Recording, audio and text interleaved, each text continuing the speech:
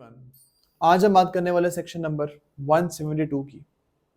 ये बात करता है प्लेज, पॉनर और पोनी की। इसको हम लिख के समझ लेते हैं एक बार।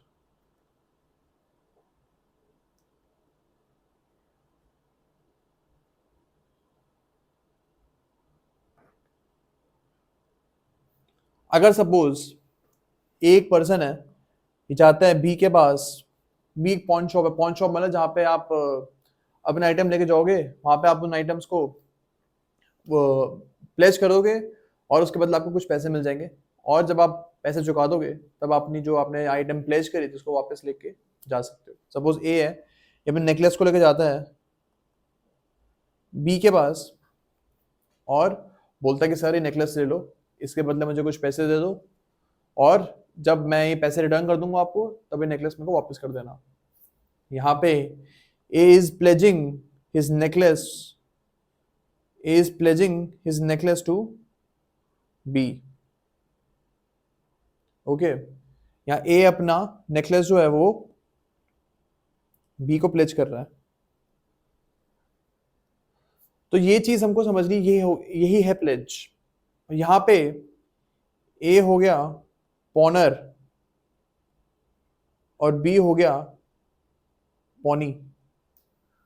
ए है यहाँ पे पॉनर और बी है बी है पॉनी, जिसको ये गुड्स आप प्लेज कर रहे हो, इज कॉल्ड अ पॉनी।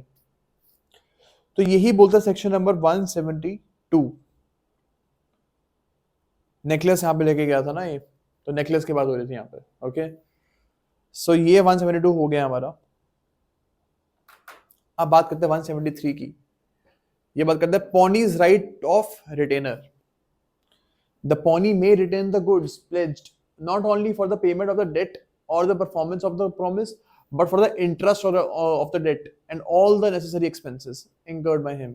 मतलब जो हमारे पॉनी है यहाँ पे, ये नेकलेस पॉनर को तब तक नहीं देंगे जब तक पॉनर ने प्रिंसिपल अमाउंट वापस नहीं किया पॉनी को, और उसके अलावा इंटरेस्ट भी कुछ था ना, इंटरेस्ट भी जब तक वापस नहीं करता है ना पॉनर हमारा, तब तक पॉनी जो ये नेकलेस है अपने पास रख सकता है, वापस नहीं करेगा ये पॉनर को। ओके, या फिर इस नेकलेस को देखरेख करने के लिए कुछ और एक्सपेंसेस भी अगर हमारे पॉनी ने लगाए थे, वो एक्सपेंसेस भी पे होने चाहिए। जब तक वो नहीं होते तब तक नेकलेस उसी के पास रहेगा और वो जो चाहे कर सकता है इस नेकलेस का। फिर तो यही बोला गया है, यही बोला गया 173 में। अब हम आते हैं सेक्शन नंबर 174 पे। You can just have a look over it. 174 बोलता है that pawnee not to retain for debt और promise other than for which goods pledged. मतलब इसको भी हम एग्जांपल से समझेंगे, इसको भी हम एग्जांपल से समझेंगे। एक बार आप इसको रीड कर लो।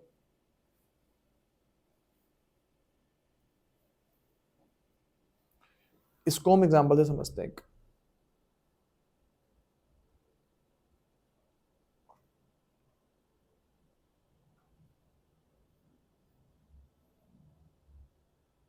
सपोज क्या है, ए जाता है बी के पास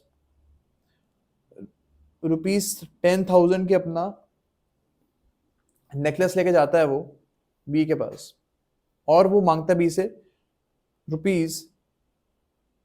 ₹7,000 का लोन। सिक्योरिटी 10,000 की दे रहा है, वो लोन 7,000 का ले रहा है बी से। अब क्या होता है, ये तो चलो ठीक है, लोन मिल जाता है, सब सही हो जाता है यहाँ पे। अब एक सी, ए की मदर है सी, वो भी जाती है बी के पास और बी से 2,000 रुपए का लोन ले लेती है।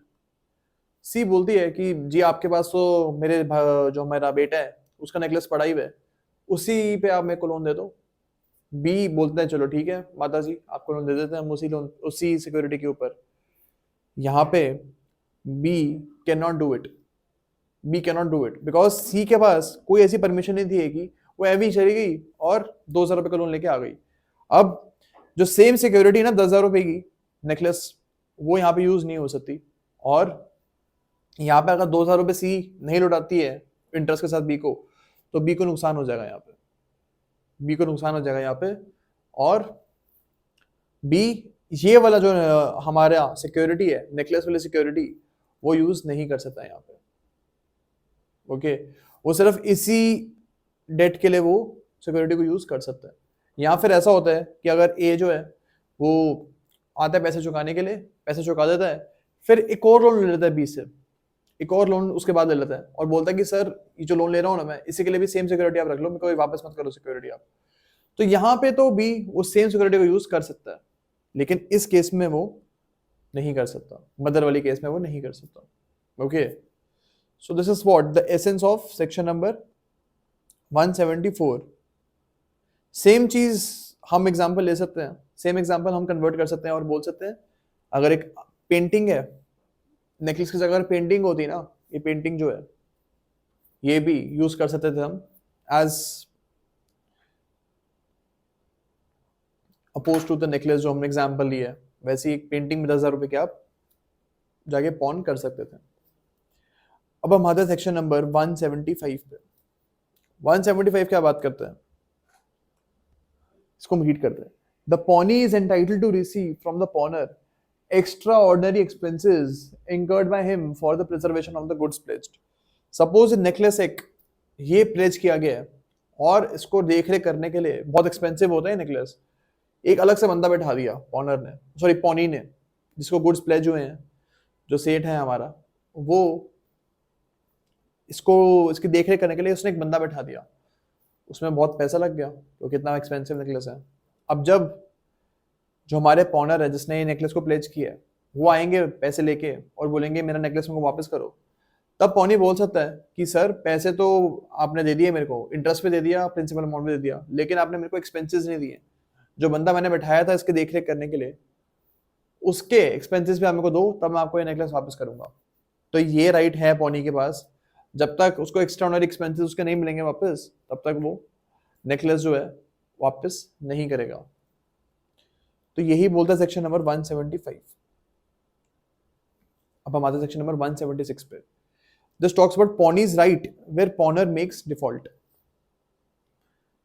अगर हमारा पॉनर जो है वो जो नेकलेस लेके आया था दुकान पे, वो पैसे वापस नहीं करता है, जो उसने लोन लिया था उस नेकलेस के बदले, वो उस लोन को वापस नहीं कर रहा है, तो जो पॉनी है ना हमारे, वो उस नेकलेस को बेच सकते हैं। He can sell of that necklace, और जो भी पैसे आएंगे वो उसको यूज कर सकते हैं अपने लोन को पे ऑफ करने के लिए। ओके, यही चीज बोली गई 176 में। अब सपोज जो हमारा लोन था ना इंटरेस्ट के साथ, वो था इंटरेस्ट के साथ कितना लोन पे करना था उसको, ₹1,00,000। जो हमारे पॉनर है ना उनको 1,00,000 रुपए वापस करने थे पॉनी को इंटरेस्ट के साथ, एक पूरा एक सिंगल अमाउंट है, यही पे करना था। नेकलेस बिका है जो, अब वो ए नहीं कर पाया पे लोन, फिर जो हमारे पॉनी है, हमारे पॉन शॉप के जो ओनर है, वो नेकलेस को बेच देते हैं और 1,50,000 रुपए निकलवा लेते हैं वो। अब यहाँ पे 50,000 रुपए का जो सरप्लस है, एक्स्ट्रा 50,000 रुपए जो हैं, ये भाई पॉनी को पॉनर को वापस करने पड़ेंगे। The pawnee, the owner of that shop will have to return ₹50,000 to the pawnor, जो कि एक्स्ट्रा अमाउंट है, ये पॉनर को वापस मिलना ही चाहिए। लेकिन अगर हमारे 1,50,000 रुपए नहीं निकलते, सिर्फ हमारे निकलते नेकलेस को बेच के 80,000 रुपए, तो यहाँ पे 20,000 रुपए अभी भी ड्यू है। तो जो हमारे पॉनर है ना, जिन्होंने वो नेकलेस दिया था, उनको अभी भी 20,000 रुपए देने पड़ेंगे हमारे पॉनी को। अभी काम खत्म नहीं हुआ है, 20,000 रुपए अभी भी देने पड़ेंगे पॉनर को, हमारे जो पॉनी है उनको, तब जाके ये पूरा ट्रांजैक्शन खत्म होगी। So this is what section number 176 is. Okay, अब हम आते हैं सेक्शन नंबर 177 पे, इसको हम रीड करते हैं। If a time is stipulated for the payment of the debt or the performance of the promise for which the pledge has been made, and the pawner makes default in payment of the debt or performance of the promise at the stipulated time, he may redeem the goods pledged at any subsequent time before the actual sale of them, but he must on that case pay in addition any expenses which may have arisen on the default. मतलब suppose हमारे पॉनर हैं, उन्होंने default कर दिया, पैसे वापस नहीं कर पाए, लेकिन अभी जो प्रॉपर्टी है वो बेचे नहीं है, जो पॉन शॉप के ओनर है, जो सेठ है, उन्होंने अभी प्रॉपर्टी बेची नहीं है। प्रॉपर्टी बिकने से पहले किसी भी टाइम तक पॉनर पूरे के पूरे पैसे अगर चुका देगा सेठ के हमारे, तो वो प्रॉपर्टी वापस ले सकता है। ये बोल रहा है 177 में कि अगर उस बिकी नहीं है प्रॉपर्टी तो वहां के रिडीम कर सकता है उस प्रॉपर्टी को, पूरे पैसे दे दे वो, जितने भी पैसे ड्यू हैं, सो ड्यू कर जो भी पैसे दे देगा वो, उसके बाद he can redeem that property.